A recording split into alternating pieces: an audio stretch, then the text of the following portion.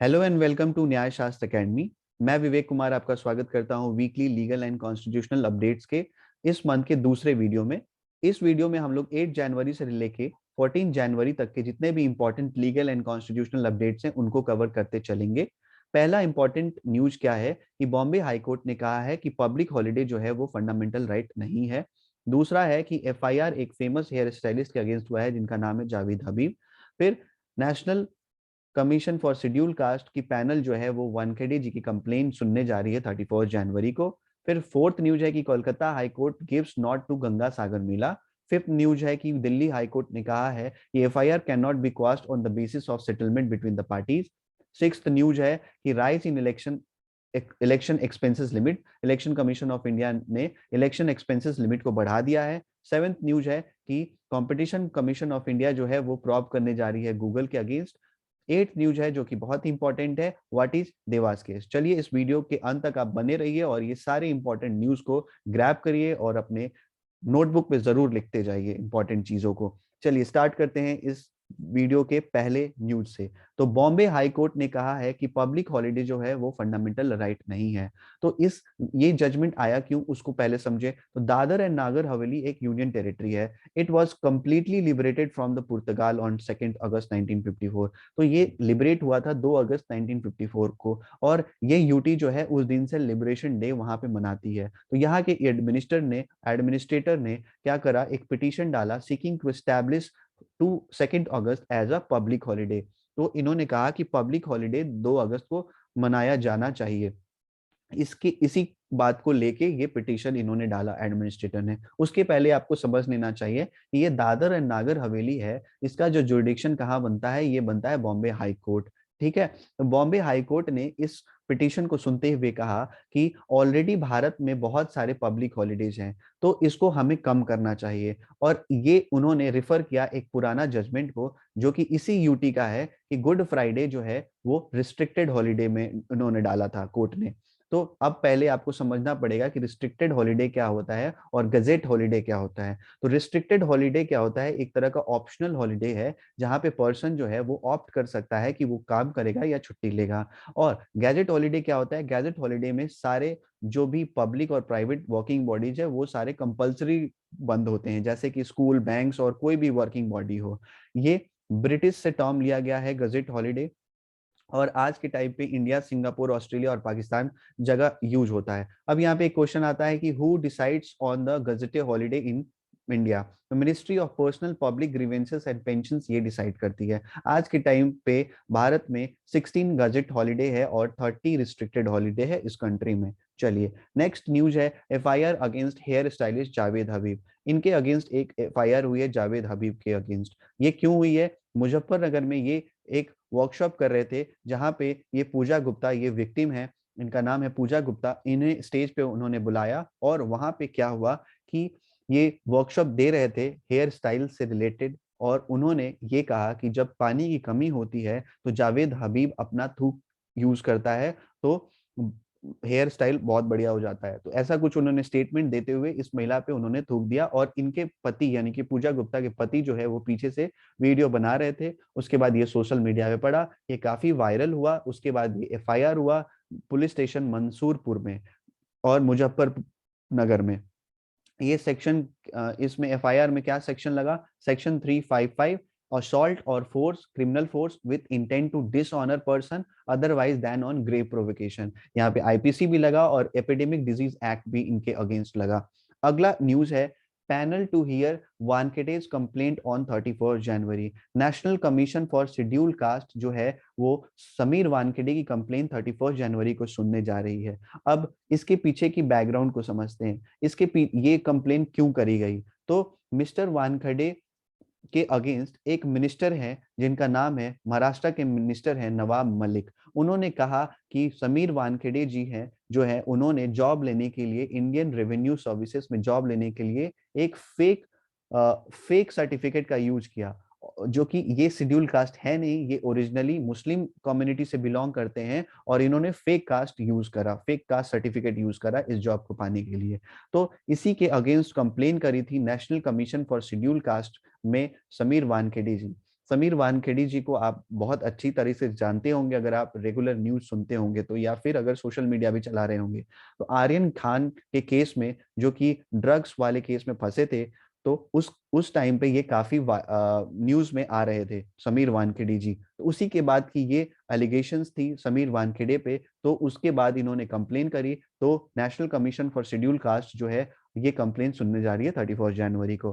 अब हम समझते हैं national commission for scheduled cast है क्या। National commission for scheduled caste जो है एक इंडियन कॉन्स्टिट्यूशन बॉडी है, जो कि ministry of social justice and empowerment के अंडर में आती है। ये गवर्नमेंट ऑफ इंडिया के द्वारा स्टैब्लिश्ड है। क्यों स्टैब्लिश्ड है? तो वो प्रोवाइड करती है safe guard against exploitation of schedule caste and Anglo Indian communities. ये क्या प्रमोट और प्रोटेक्ट करती है? तो ये प्रमोट एंड प्रोटेक्ट करती है किसका? शेड्यूल कास्ट और एंग्लो इंडियन कम्युनिटीज का social, educational, economic and cultural interest को। और यहाँ पे स्पेशल प्रोविजन कॉन्स्टिट्यूशन में बनाया गया है इनके लिए। तो national commission for scheduled caste जो है आर्टिकल 338 के अंडर में आता है। वैसे ही शेड्यूल ट्राइब्स का भी है। और 2018 में 102nd अमेंडमेंट एक्ट के through national commission for backward classes के लिए भी ये प्रोविजन बना दिया गया, जो कि 338 बी में और 342 ए में इसको इंसर्ट किया गया। ठीक है, तो अब national commission for scheduled cast news में है, तो इनके चेयरमैन को भी, इन नाम को भी जानना इंपॉर्टेंट है। तो इनका नाम है विजय संपला। फाउंडर कौन है? Parliament of India. और 19 फेब 2004 को फाउंड हुआ था और हेडक्वार्टर कहाँ है? न्यू दिल्ली में है। अगला इंपॉर्टेंट न्यूज है कि Kolkata high court gives nod to Ganga Sagar Mela. तो गंगा सागर मेला जो है 10 जनवरी 2022 को स्टार्ट होने जा रहा है, इन विच कहाँ पे ये ऑकर होगा? At West Bengal Ganga Sagar island, and it will continue till 16 January 2022। अब यहाँ पे आप इमेज देख रहे हैं कि ओमिक्रॉन कितना अभी के टाइम पे है, कोविड कितना बढ़ रहा है, और ऐसी अगर भीड़ होगी तो क्या होगा। तो इसके लिए चिंतित थी कोर्ट। उन्होंने कोलकाता हाई कोर्ट ने पूछा था सरकार से वहां की कि ये ऑर्गेनाइज करना सेफ रहेगा। तो सरकार ने कमेटी बनाई और कमेटी बना के उन्होंने कहा कि वो नेसेसरी स्टेप लेंगे, मेजर लेंगे और इसे ऑर्गेनाइज कराने की परमिशन दे दी जाए। तो वही कोलकाता हाई कोर्ट ने परमिशन दे दी। तो गंगा सागर मेला जो है ऑर्गेनाइज होता है मकर संक्रांति के टाइम पे हर एक साल। The mela is being organised after Kolkata high court gave a go ahead to the government to conduct event by taking necessary COVID-19 measures. There was a major cry regarding its cancellation because of surge in COVID-19 cases amid Omicron variant. ठीक है, तो ये मकर संक्रांति के time पे होता है, बहुत सारे लोग आते हैं यहाँ पे डुबकी लगाने on the confluence of Ganga and bay of Bengal. ठीक है, टू मार्क दिस इवेंट। और इसके बाद क्या होता है? प्रेयर्स दी जाती है कपिल मुनि टेम्पल पे। ठीक है, अगला इंपॉर्टेंट न्यूज है कि दिल्ली हाई कोर्ट ने कहा है FIR can not be quashed on the basis of settlement between the parties. यहाँ पे क्या हुआ? यहाँ पे एक मैन के अगेंस्ट क्या था? रेप की एलिगेशन थी। उसने क्या करा? उस महिला से जाके उसने सेटलमेंट कर ली कि मैं तुमसे शादी करूंगा, और इस बात को लेके कोर्ट पहुंचा दिल्ली हाई कोर्ट। और दिल्ली हाई कोर्ट से उन्होंने प्ली में मांग की कि हमारी एफआईआर कोर्स कर दीजिए, क्योंकि मैं इस महिला से अब शादी करना चाहता हूँ, सेटलमेंट मैं कर रहा हूँ इस महिला से। तो यहाँ पे जस्टिस रजनीश भटनागर ने कहा कि एक्ट ऑफ रेप जो है वो किसी इंडिविजुअल के अगेंस्ट नहीं होता है, वो सोसाइटी के अगेंस्ट होता है। और ये बात कहते हुए उस प्ली को खारिज कर दिया। और एफआईआर, और ये दिल्ली हाईकोर्ट ने कहा साथ ही कि FIR can not be quashed on the basis of settlement between the parties. ठीक है, अगला इंपॉर्टेंट न्यूज है कि इलेक्शन कमीशन ऑफ इंडिया ने इलेक्शन एक्सपेंडिचर की सीलिंग को बढ़ा दिया है असेंबली कॉन्स्टिट्यूएंसी में, अहेड 5 स्टेट्स जो अभी इलेक्शंस होने वाले हैं, ahead of assembly elections across 5 state. चलिए 5 स्टेट्स के नाम बताइए जहां पे चुनाव होने वाले हैं, जल्दी से कमेंट बॉक्स में नाम बताइए। थोड़ा अपना भी करंट अफेयर चेक करिए। अब थोड़ा हम देख लेते हैं कि ये नया पोल एक्सपेंडिचर लिमिट है क्या। तो election commission has hike the poll expenditure limit for contesting candidate due to the rise of cost inflation index and the size of the electorate. Here are fresh ceilings. तो ये एक fresh ceiling बनाया गया है। ये देखिए लाल वाला जो है ये लार्ज स्टेट्स के लिए है। तो लार्ज स्टेट्स में 95 लाख, अगर लोकसभा कॉन्स्टिट्यूएंसी की चुनाव हो रही है तो लार्ज स्टेट्स में 95 लाख तक आप यूज कर सकते हैं इलेक्शन लड़ने के लिए, और 65 लाख तक आप स्मॉल स्टेट्स में यूज कर सकते हैं। ठीक, और 40 लाख तक आप स्टेट असेंबली के चुनाव में अगर बड़ा स्टेट है और और 28 लाख तक आप छोटे स्टेट्स में उससे ज्यादा आप लिमिट करेंगे तो आपके अगेंस्ट इलेक्शन कमीशन जो है वो कार्रवाई करेगी। चलिए, तो ये यहाँ पे ये समझने की जरूरत है कि क्या जरूरत पड़ी कि ये सीलिंग लगाई गई, इलेक्शन कमीशन ऑफ इंडिया ने क्यों सीलिंग लगा रखी है इतना, इससे ज्यादा हम खर्च क्यों नहीं कर सकते हैं। सपोज कि मुकेश अंबानी अगर खड़ा होता है, मुकेश अंबानी अगर कहीं भी खड़े होंगे तो वो 95 लाख से आराम से ज्यादा खर्च कर सकते हैं, उनके पास इतना गुदा है। तो सपोज कि मुंबई से अगर आप खड़े होते हैं और मुकेश अंबानी खड़े होते हैं, तो मान लीजिए कि 1 लाख लोगों की वहां पे वोटर लिस्ट है, टोटल 1 लाख लोग हैं वहां पे, तो 1 लाख को आराम से वो मुकेश अंबानी बहुत लुभावने ऑफर देके अपना प्रचार करके वो आराम से वोट ले सकते हैं। तो यहाँ पे एक लेवल प्लेइंग फील्ड बनाई गई है कैंडिडेट्स के लिए कि आप 95 लाख से ऊपर खर्च नहीं कर सकते हैं अगर आप लार्ज स्टेट में हैं। तो ये अब बढ़ा दिया गया है 95 लाख तक, पहले कम था इससे। उसके बाद स्मॉल स्टेट में अगर लोकसभा की अगर बात करें तो आप 65 लाख तक ही जा सकते हैं। ठीक, तो यही बात, सेम बात 255th report of the law commission में भी कही गई थी ऑन इलेक्टोरल रिफॉर्म। तो यहाँ से क्वेश्चन आता है कि 254th report of the law commission जो है वो किस से रिलेटेड है, तो ये इलेक्टोरल रिफॉर्म से रिलेटेड है। ये सेम व्यू से थी कि अनरेगुलेटेड और under regulated election financing might lead to lobbying और कैप्चर इन इलेक्शंस। तो बहुत चीजें हो सकती हैं, अगर अमीर लोग अगर चुनाव लड़ेंगे तो गरीब लोग तो आराम से कभी नहीं जीत पाएंगे। तो इसीलिए सीलिंग, बेसिक यही चीज से सीलिंग फिक्स करी गई है इलेक्शन कमीशन ऑफ इंडिया के द्वारा। और ये कहा गया है कि कॉस्ट इन्फ्लेशन इंडेक्स की वजह से और साइज ऑफ इलेक्ट्रोड्स की वजह से यहाँ पे खर्चा बढ़ाया जा रहा है, तो खर्चा हो रहा है तो खर्चा भी बढ़ाया जा रहा है, ठीक है, इन्फ्लेशन की वजह से। अब है CCI probe on Google. Competition Commission of India recently ordered an investigation against Google for its domination in news. Most of online traffic news website come from Google. तो यहाँ पे कौन सा लॉ वायलेट हुआ है, तो section 4 of the competition act 2002 deal with the abuse of dominant position, that is no individual businessman or entity should misuse its domination in the field. Google is using its domination in the news arena to intervene advertising plans of the new channels. तो यहाँ पे किसने case file करी है, तो case file करी गई है डिजिटल न्यूज पब्लिशर्स एसोसिएशन के द्वारा। ये कहते हैं कि गूगल जो है वो मोनोपोली होल्ड कर रहा है। Google takes unilateral decision about the money paid to the news publisher. The amount is decided based on the traffic, और ट्रैफिक के बेस्ड पे ये अमाउंट डिसाइड हो रहा है। और the traffic of the sites occurring in first search is more and it is Google that decides which website should appear in the first page. तो इसकी वजह से यहाँ पे section 4 of the competition act 2004 ये वायलेट हो रहा है, और इसको कंप्लेन करा है किसने, डिजिटल न्यूज पब्लिशर एसोसिएशन ने, और कंपटीशन कमीशन ऑफ इंडिया जो है इस चीज को इन्वेस्टिगेट करेगी। अब थोड़ा स्टैटिक पोर्शन हम देख लेते हैं। स्टैटिक पोर्शन क्या है कि कंपटीशन कमीशन ऑफ इंडिया है क्या, एक chief national competition regulator in India है जो कि स्टैट्यूटरी बॉडी है। अब दो चीज होता है कि कॉन्स्टिट्यूशनल बॉडी है या फिर स्टैट्यूटरी बॉडी है। तो ये स्टैट्यूटरी बॉडी है with in the ministry of corporate affairs and is responsible for enforcing the competition act 2002 in order to promote competition and prevent activities that have an appreciable adverse effect on competition in India. So CCI looks into cases and investigate it if the same has negative impact on competition. जो भी competition market में है उससे related ये cases देखती है और investigate करती है। ये कमीशन जो है 14 अक्टूबर 2003 को स्टैब्लिश करी गई थी, और ये फुल्ली फंक्शन में कब आई, 2009 मई में आई। और इनके पहले जो फर्स्ट चेयरमैन थे इनका नाम है धनेंद्र कुमार, और अभी के जो चेयरमैन है उनका नाम है अशोक कुमार गुप्ता। अब ये लास्ट इंपॉर्टेंट न्यूज है, ये बहुत ज्यादा इंपॉर्टेंट न्यूज है, इसको बहुत ही ध्यान से समझिएगा कि क्या है, what is a Dewas case. तो देवास एक मल्टीमीडिया कंपनी है जो कि बैंगलोर में बेस्ड है, and it offer satellite based services.